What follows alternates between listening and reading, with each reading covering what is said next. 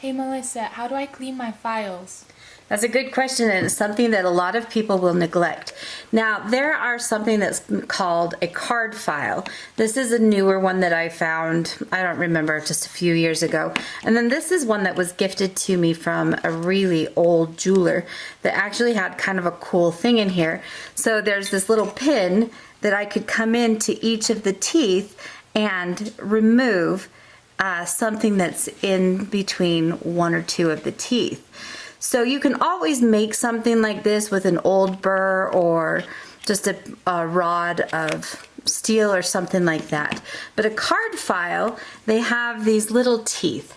And what you do is you line them up into the teeth because your files are cut at an angle.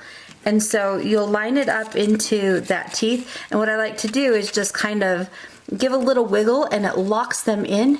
And now I can use that and just push any of the items that are in between those teeth and push those out. All right, and it's going to work really well with larger files, smaller files. I've not had too much of a problem. And I don't know if you guys can see here, but now we're starting to get all of this dust. And you want to make sure you're keeping this dust because that can be sent into the refiner. Now, if you cannot find the card file, because I have found they've been a little bit difficult to find, sometimes they're difficult to use. I got a thick piece of brass. I want to say that this is probably about 14 gauge, which is 1.6 millimeters.